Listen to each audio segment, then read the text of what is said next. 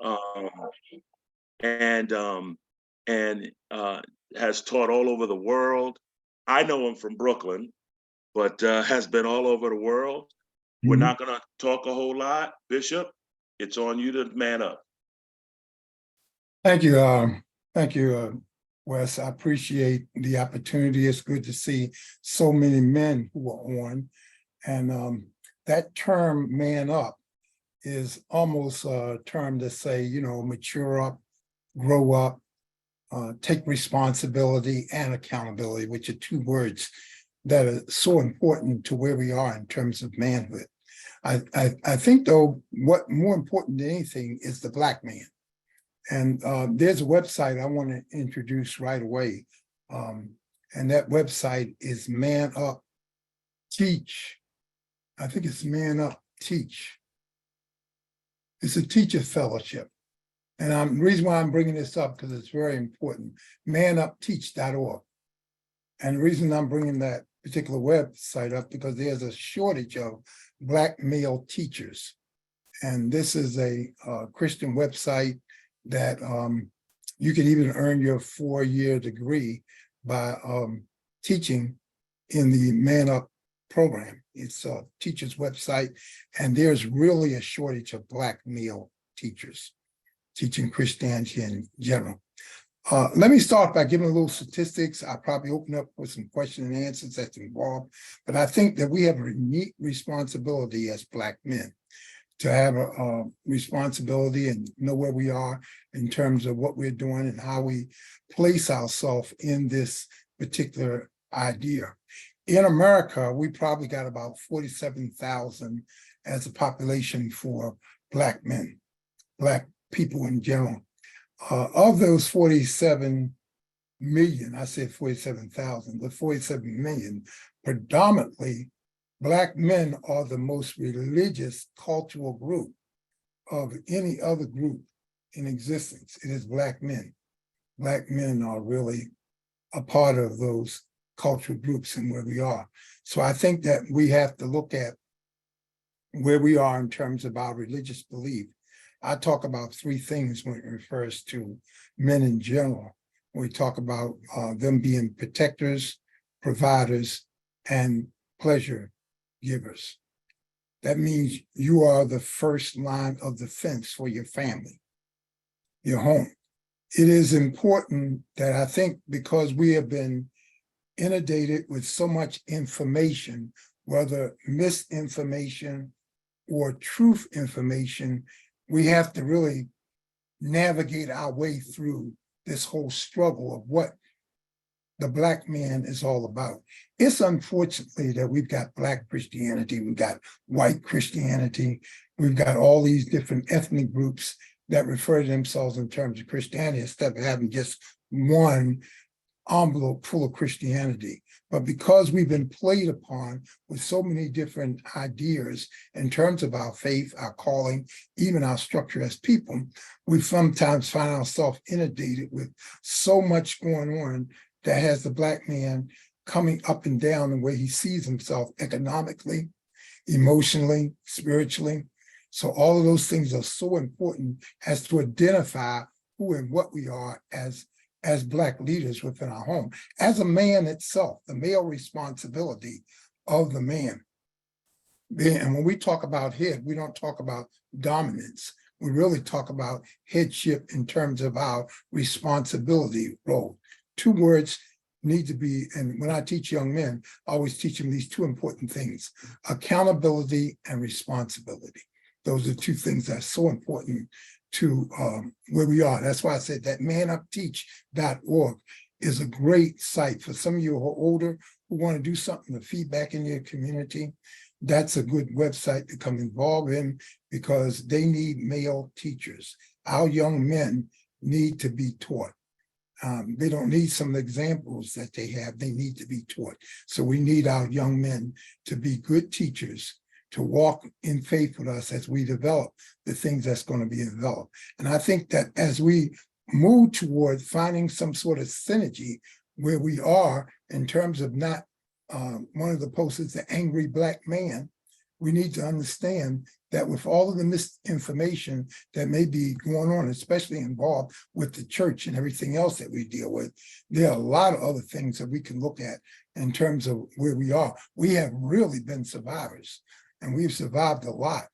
We've survived racism, we survived slavery, and we're still strong, and we're still a main force into our community, even regardless to opportunities that may or may not have opened up for us. Some of us, like myself, have overcome some of the stereotypes and have done what God wanted us to do in spite of.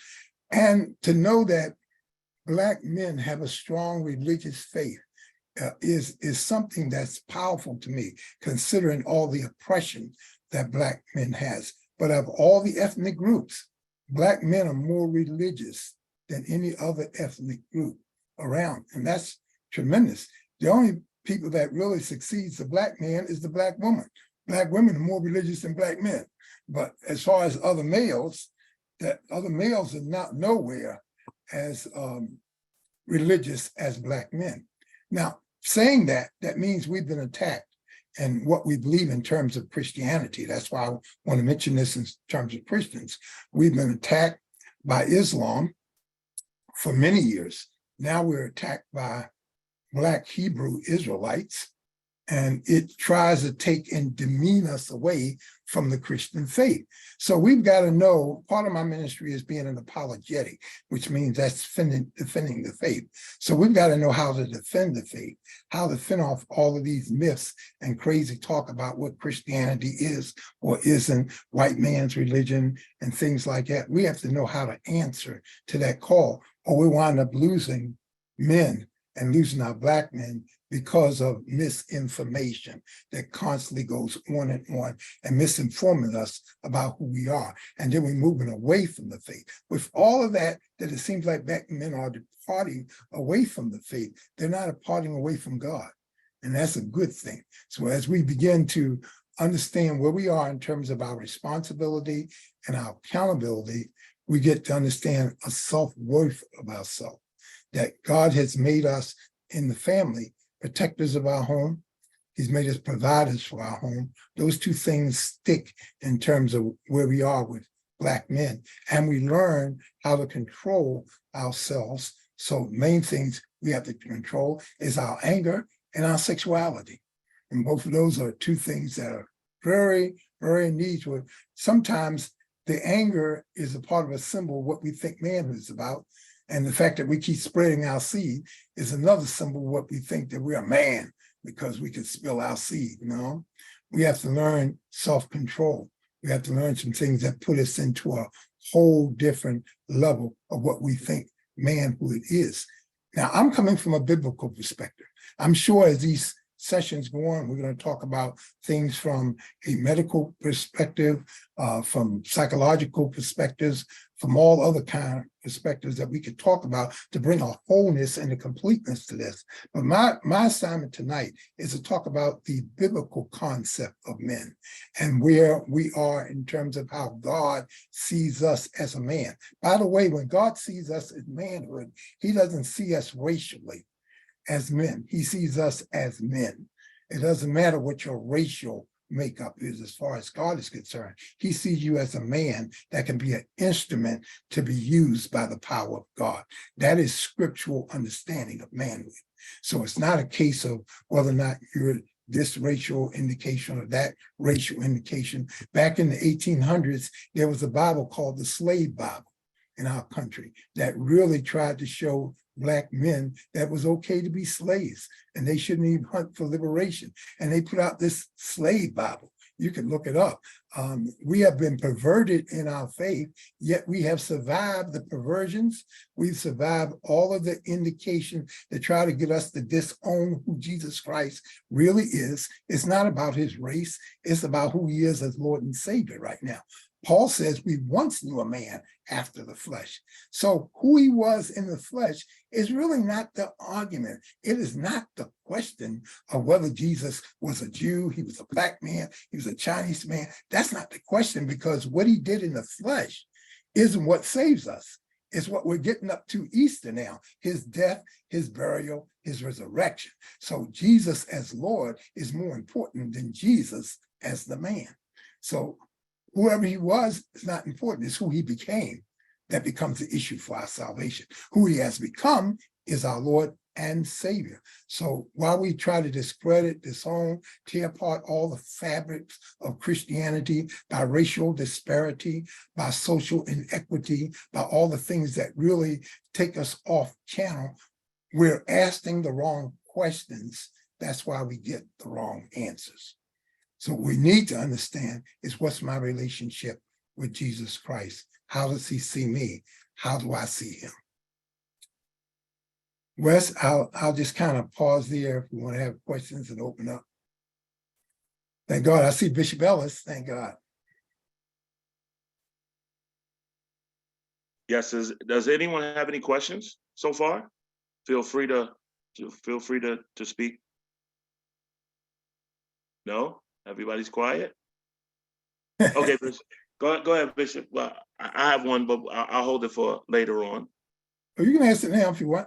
Okay, so you talk about how the world, specifically how the world attacks us, and how different other religions attack us. What are some of the primary principles by which we as Christian men, but also we as men, should operate in dealing with all these things that go on within the world when we talk about these attacks? Unfortunately, we are placed in this bubble of not just being a man, but being a Black man. We're faced in this bubble, or this muzzle of not being a church, but being a Black church. So we have been forced into a label in which we have to live our way out of. It's not, unfortunately, the world and the world system doesn't see us like we may want to be seen. Ideally, we expect all men to be same and equal, all women to be the same and equal, but we got the disparity because of sin. So we are known by our racial ethnicity. We are Black men. Now, how you take that, what that means to you, how that relates to you, I believe depends on your relationship with Jesus Christ. So it begins with our relationship with the living word, not the written word. And that's where sometimes people are misinformed, because all they want to do is become experts on the written word.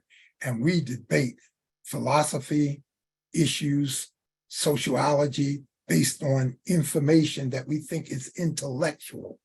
And we haven't really experienced a relationship with the living word, which takes us beyond all of the jogging and puts us at a sense of peace about who we are, in spite of what people call you, in spite of what people see of you. It's what God thinks of you. And our relationship with God becomes that much more solidified into our whole struggle. And so we find ourselves not trying to be argumentative, not trying to defend who we are, but just walking in the faith of who we are, because we have to solidify who we are as God sees us, not as the world sees us. We find ourselves defining ourselves. And in our nature, we've got two things. We really define ourselves by our ability with sports or our ability with academics. And we've shown that we can go to the top of the chart in both areas. Who is more agile in sports than Black people? Who has become more academic in school than Black people? We have excelled in education, we've excelled in sports, and yet no matter how much we excel, the world tells us it's not enough. We've had a Black man to become president, but they keep telling us whatever we do, whatever we say, it's not enough. Now, you can accept what people say about you, or you can start living in what God says you are. That becomes two different analogies of where you are and where you say. You listen to what other people say, they'll have you discouraging yourself. I often, my hallmark life, I went to visit a church on Sunday in Edgewood, Maryland. It wound up being the pastor there said he'd been pastoring for 29 years. But guess what? He remembered me from 35 years ago when I came to his church in Richmond, and I gave him the story about how I had dropped out of high school, and yet I went back to school as I got older. He said it so encouraged him. He went to school, and he's got 2 doctorates now. But my story of how the Lord had me at a high school dropout, and dropped out the 9th grade. I got drafted in the military. When I got out, I got educated and kept my struggle through school with a poem. He had a copy of my poem that I gave on his desk because my 9th grade English teacher had me do this poem. Somebody said it couldn't be done. And that was what I did throughout my life. I'll be 75 in a couple months. And throughout my life, whenever I faced obstacles and people told me I couldn't do things, I just asked what the requirement was. And I wind up doing whatever they say I couldn't do, not for any boasting or pride, but I was hungry and I was thirsty for things that I just went on achieving, even when people say I couldn't achieve. When I got my first bachelor's, I was given for my paper twice as much as a regular class. They had to do 300 pages, double space. I had to do 600 pages, double space. And I wound up the top of the class with extra work that they thought I would drop out on. I excelled and went to the top of the class. But that's the kind of thing I'm saying. When the negativity comes, you got to find some positivity in your life that puts you above things. I was blessed on Sunday by this young man telling me about his life and what he had done. And he was encouraged by my story that made my story became his story and what the Lord had done for him and blessed him. And he had a very thriving church in Edgewood, Maryland. And the Lord's really blessed him when he comes back to preach for him. But it was a tremendous experience just meeting him, meeting somebody from my past that I had touched his life from years ago. And that was really exciting because I know it has not been easy. I've got some accomplishments, but I've got some failures in my life. But you know, Einstein said he found out 999 different ways that it didn't work. Whatever each failure led him to another try. And that's what you have to do. You got to keep your trying on and on and on and on and not worry about that. And I think that has things that are going on. So we have why are black men, somebody put me, why are black men such a threat to other men? Mm-hmm. Well, that's easy. Whenever you're successful, you are going to be a threat for anybody who's not successful. Because if they can tear you down for being successful, then they can prove why they're not successful. Because if you didn't make it, that's why I didn't make it. But sometimes, you know, we just have this crab mentality in life. If somebody tries to get to the top, you keep pulling them back down. You know, I came from Maryland and we knew about crabs. We never would put a top on the crabs when we went crabbing because anytime a crab moved, the other crab would grab them. And so you had to worry about nobody getting out. Unfortunately, we've been fed such negativity, especially in us as a race, that we fight each other. And we wind up trying to hold each other back instead of helping each other get out. And we get out, we wind up holding back each other because we don't have that same idea of things that are going on. We're such a threat. Anybody who is successful is a threat. If you're successful, you become a threat. Jesus, when he was here, when they could not disclaim his works, his miracles could not be disqualified. He was successful with his miracles. He was effective with his teaching. The only question that the Pharisees had for him, especially when he rode in on the day on Palm Sundays, come up this Palm Sunday, and he rode in and took out the money changers and rode in on the donkey. And when he went out to teach later, they had one question.